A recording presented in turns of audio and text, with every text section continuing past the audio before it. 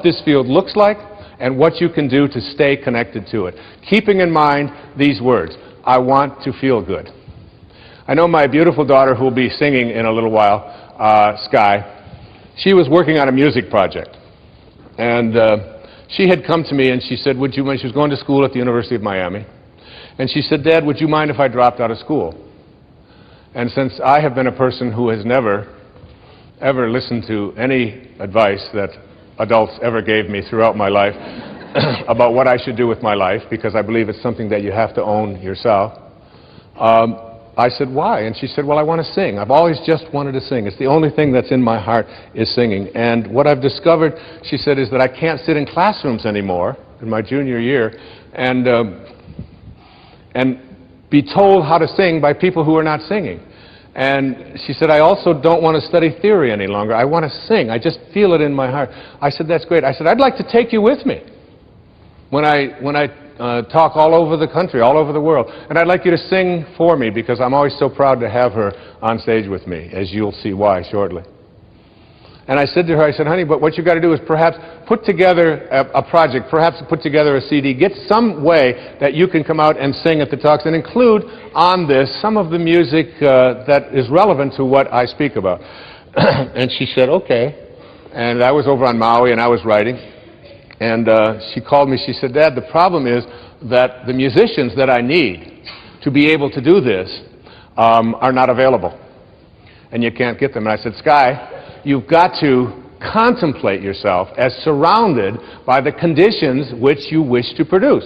Don't think about the musicians as not being available. Contemplate yourself surrounded by the musicians, and you'll see that when you reconnect to this source will provide. It always does. It's an unfailing system. It's fail-safe. She said, all right, Dad the dork, you know.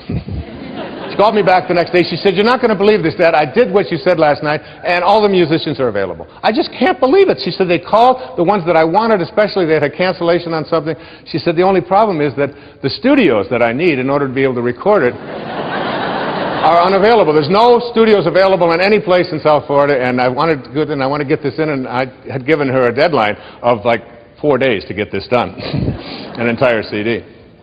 So she called me back and she said, how do I get a studio? I said, Sky, contemplate yourself as surrounded by the conditions which you wish to produce. The law of flotation was not discovered. All right, I got it with the flotation, okay?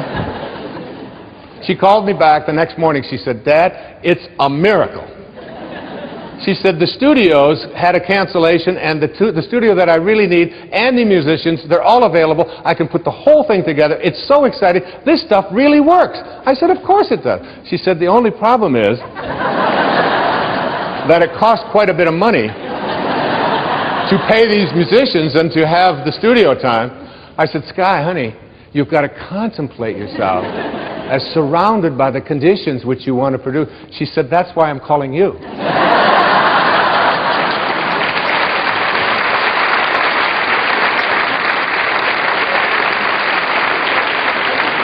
And I said, but honey, I want to feel good. She said, maybe you should call Dr. Phil. She said, and this will make you feel good, because you will be contemplating yourself as surrounded by a daughter who is so... She used it all right back on me. And she did it, and she got it done, and she was able to produce it. And, you know, it sounds like a silly little example, but it's like the obstacles that we have to creating what we want very often are in the ways that we perceive ourselves as disconnected here. And every thought that you have that says, I can't do it, is resistance to connecting to Source. And every thought that you have that says, it's never worked before, that's resistance to connecting to this Source, to what is being, what I call vibrating to Source energy, getting back to having your desires, what you want to create in vibrational harmony with this highest energy in the universe. The obstacles that we have, most of us are, there's three of them. The major one is the ego, which I talked about earlier. You have to learn to stop being offended. There are people out there who are going through life looking for occasions to be offended, and you very seldom will find yourself disappointed. And if you don't like the way somebody's dressed, that's a way to be offended. If you don't like the language that they use, one of the things I do is I run in hallways. when I'm traveling on the road, because I like to do my running every day, but I don't like to, if it's very cold or very hot, I don't like to have to carry a lot. So I just carry a pair of shorts. And I run up and down the hallway like this. I run here, and I run up and down, and I get an hour of running out there in the hallways of hotels. Now, there are people behind the doors very often who don't anticipate a sweaty man running on the hallway. And there are times when the doors will open and I'll be running and I'll hear someone walk, well, what is that guy doing? What's wrong with him? Doesn't he know that there's a track? This isn't the place. And he's using my experience out here as a reason to be offended. And he's still on the way down. He's yelling at his wife about the fact that I shouldn't be there. Oftentimes goes home, kicks the cat, whatever it is, because... But one day I was running, and there's a different view of it as well. It's very interesting. Because I was running in the hallway one time, and the door opened, and a woman had to be 92, 93 years old. It was in Little Rock, Arkansas. And she opened up the door, and I was running right past her. She had a little walker. She said, "Young man." I immediately loved this lady. Huh? She said, "What the hell are you doing?" I said, "Well, ma'am," I said, and I stopped. I was running in place. I said, "I just like to get my heart rate going up there. It's really good, and I didn't want to go outside because it's very hot out there today." She said, "You got that much energy this time of the morning to be out there running?" I said, "Yes, ma'am." She said, "Why don't you come on into this room with me for a little while?" Now, there's a woman who had a great sense of humor. With the same, she wasn't looking for an occasion to be offended. How many times do you find yourself doing that? Or stopping yourself from feeling superior, or from needing to be right, or from needing to win, or from needing more, or to achieve, or to be concerned with your reputation. All of these have nothing to do with source energy. All of that has to do with this identity that you've taken on that says, I am all of these accomplishments are what I do. That's one. The second of these obstacles is what I call the energy of your life. Everything in the universe has energy. Everything. That's why I promote a book so powerfully called Power versus Force by David Hawkins, a medical doctor out in Sedona, Arizona, where he talks about the thoughts that we have and how you can use kinesthesiology. You can just use muscle tests to determine whether something works or doesn't work for you, and whether it's strong or not. And every thought that you have, and he has compartmentalized all of these different thoughts. And it's like he even suggested that the music that we listen to has energy in it. The photographs that we have hanging in our home, the prayers that we have, and the television shows that we watch. There is very low energy out there. The average child in America has already seen 12,000 murders, simulated murders, in his living room on cable and commercial television before his 14th birthday. Imagine. Imagine. 12,000 simulated murders. You never see that on public television. That's why I'm here doing this for public television. Because it's a place where you are not allowed to send that kind of energy out. So my son, I was over on Maui, and we were there for the summer, and all of a sudden I hear this crazy music playing throughout the whole place. And it's some kind of gangster thing and wanting to kill people and loud swearing and all of this. I said, "Sands, what is this? What are you listening to?" He said, "Dad, it's really cool, man. This is rap. This is really, 16, I said, "Go get the CD." And this is something that I read in Power versus Force. He said, "What do you mean?" I said, "Go get the CD." Now, he's a big, strong, 16-year-old strapping kid, 6 foot tall, very muscular, a lot of testosterone. And so he brings the CD in, and he said, "What do you want me to do with this?" I said, "Well, set it on the table and take that banana." And I had some bananas there. I said, "Take that organic banana, place it next to your heart, put your arm out, and what I'd like you to do is resist me as hard as you can with that banana next to your heart." And he did, and I put 2 fingers on, I couldn't budge his arm. I said, "Now take that CD and put that next to your heart." He took the CD with the energy in it. As hard as this is to imagine for yourself, you can try this in your own work. And he held that next to him, and he became powerless to my 2 fingers pushing down on his arm. The energy weakened him. The energy of the foods that we eat, the shows that we watch, the people that we surround ourselves with.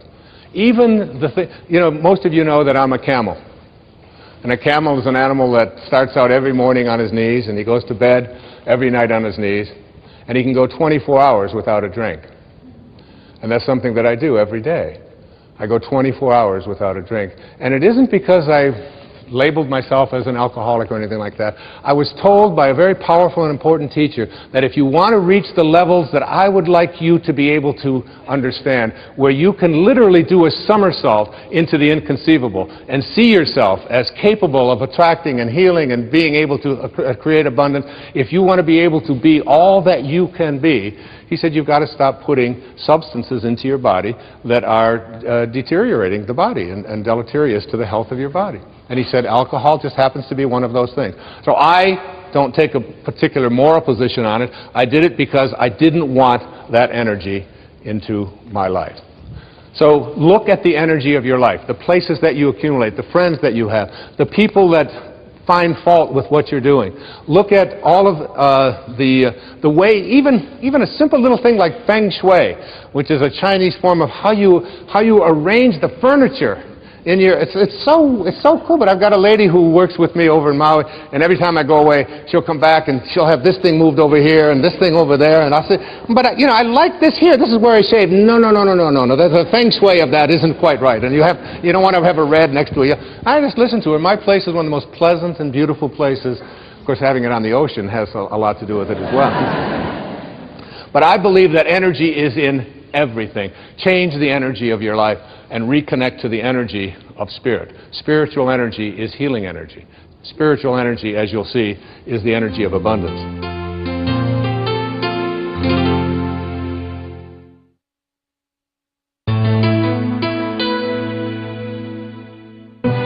This program was made possible by contributions to your PBS station from viewers like you.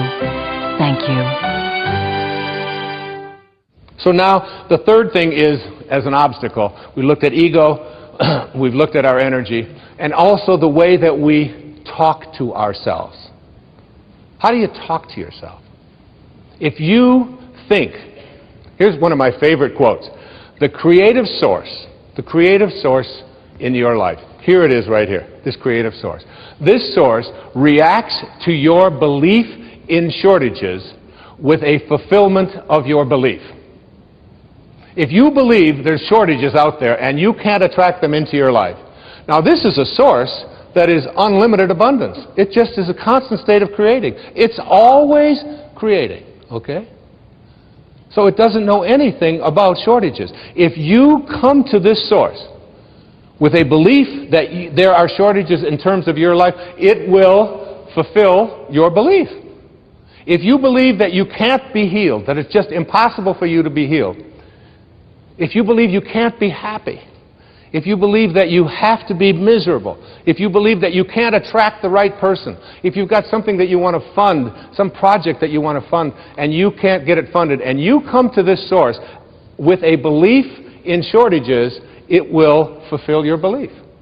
It only knows how to be. Remember what I said earlier. You are at one with this, and you are also at one with all of its principles. And you have to contemplate yourself as connected to, in harmony with, in rapport with this. It's like there's a game that's been on television for years. It's called the match game. And this match game is it's a fun little game to watch because you get people who you really think know each other, and they say something and they try to match it up. You're always you want to get into a match game yourself. And the match game you want to be into is one in which you match up with this source. You're going to always try to be matched up with that. What I'm asking you to do in this program, and in understanding intention and the power of intention, I'm asking you to see yourself at every moment of your life when you're having a thought, when things aren't working, when you're not feeling well, when the right people aren't there. You could say something to yourself. I heard people say this, I tell people always, think from the end. Think from the end. So I was talking to a man one day down in where I work out in the gym, and I said to him, he's been sick, he's got nose running, he's got, Snoopy's running out of his nose, he's got, it's disgusting. And I said, how long have you been sick, Marty? You will never believe this answer. He said, in 3 weeks, it'll be a month.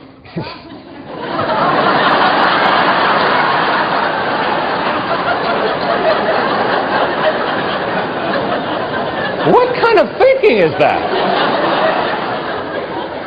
I was changing plane in Dallas one time, And there was about 8 minutes to go before I had to make a connection, and the woman next to me, she said, I said, I'd really appreciate if I could just step in front.